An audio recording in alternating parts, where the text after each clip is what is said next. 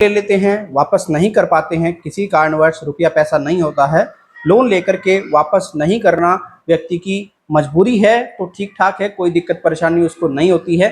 लेकिन कुछ व्यक्ति ऐसे हैं जो लोन लेकर के वापस ही नहीं करना चाहते, उनके पास में रुपया पैसा होता है, सब कुछ होता है, लेकिन उनका यही मानना है कि हम वापस नहीं करेंगे, जो बैंक और एनबीएफसी करना चाहे वो कर ले। लेकिन कुछ ऐसे व्यक्ति होते हैं जो कि लोन ले चुके हैं, उनके पास में रुपया पैसा नहीं है, वापस नहीं कर पा रहे हैं, कहीं बिजनेस में नुकसान हो गया, कोई किसी को कोई प्रॉब्लम आ गई, किसी के पास में जो इनकम का सोर्स था वो पूरे तरीके से बंद हो गया, तो उन व्यक्तियों का अगर लोन रिपेमेंट नहीं हो रहा है तो कोई दिक्कत परेशानी वाली बात नहीं होती है, कोई दिक्कत नहीं है, कोई परेशानी नहीं है। अभी हाल ही में मुझे एक व्यक्ति का व्हाट्सएप पर मैसेज आया, उसने मुझे कहा सर मैंने एक एनबीएफसी के माध्यम से 10 लाख रुपए का लोन लिया था और मैं कंटिन्यू पे तो कर रहा था, लेकिन बाद में मेरे को पता लगा कि ये कुछ नहीं करते, छोड़ो कुछ नहीं होगा, मैंने पेमेंट करना बंद कर दिया और अब तक तो कुछ हुआ नहीं है।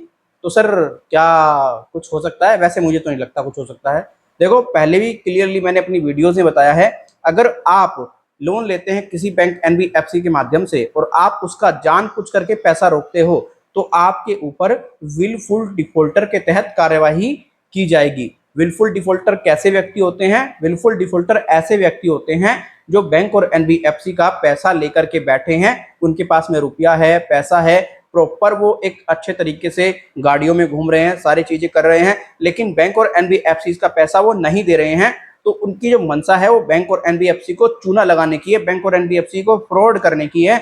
मल्टीपल केसेस आपके ऊपर दर्ज हो सकते हैं, 420 का भी हो सकता है, फ्रॉड का भी हो सकता है, बहुत सारे केसेस आपके ऊपर दर्ज हो सकते हैं। और ऐसा नहीं है बैंक और एनबीएफसी किसी पर पैसा अपना छोड़ दें, बिल्कुल नहीं छोड़ते हैं। जैसे ही उनको पूरी तरीके से लगेगा यार इसको सबक सिखाना चाहिए, वो आपके ऊपर इंस्टेंटली केस कर देंगी। और आज की डेट में ये भी देखा जा रहा है जो व्यक्ति लोन डिफॉल्ट कर चुके हैं, बैंक और एनबीएफसी उनसे आसानी से सेटलमेंट कर रही हैं।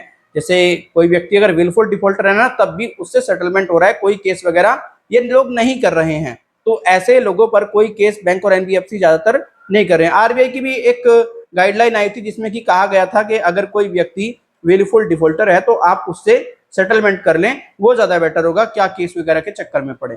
तो इसीलिए मैं आप लोगों को कहना चाहूंगा अभी आपके पास में मौका है, अगर आपने जानबूझ करके बैंक और एनबीएफसी का पैसा रोक रखा है तो आप अपना पीछा छुटाओ सेटलमेंट करके, तो वो आपके लिए बेटर होगा, आपके परिवार के लिए बेटर होगा। अब बैंक और एनबीएफसी केस के लिए इतनी जल्दी नहीं जा रहे हैं। और हाँ, अगर बड़े ही अमाउंट का लोन है तो बिल्कुल नहीं छोड़ेंगे, ध्यान रखना इस बात का, क्योंकि बैंक के साथ में या एनबीएफसी के साथ में फ्रॉड करना पूरी तरीके से सही नहीं है, गैर कानूनी है। हम हमेशा उन्हीं व्यक्तियों का साथ देते हैं जो जेन्युइन डिफॉल्टर हैं, जिनकी प्रॉब्लम है, हम उन्हीं को गाइड करते हैं। जो गलत व्यक्ति हैं, जो मंशा पूरी तरीके से ये रखते हैं कि बैंक को एनबीएफसी को पैसा वापस नहीं करना चाहिए, उनकी सपोर्ट हम बिल्कुल भी नहीं करते हैं। आप में से काफी ऐसे व्यक्ति हैं जो पूरी तरीके से ऐसी प्रॉब्लम में आ चुके हैं। अभी एक हमारे सब्सक्राइबर थे, उन्होंने बैंक एनबीएफसी से लगभग 1.5 से 2 लाख रुपए का लोन लिया था, वो कंटिन्यू पे कर रहे थे, लेकिन अचानक से बिजनेस व्यापार में नुकसान हो गया, उन्होंने पेमेंट नहीं किया। तो 1-2 साल तो उन्हें कोई दिक्कत परेशानी नहीं हुई, रिकवरी एजेंटों ने स्टार्टिंग में परेशान किया, बाद में उनका सारा जो सिस्टम है वो ठीक ठाक हो गया। उन्होंने मुझसे कहा कि सर इस पेमेंट को मैं करूं या ना करूं।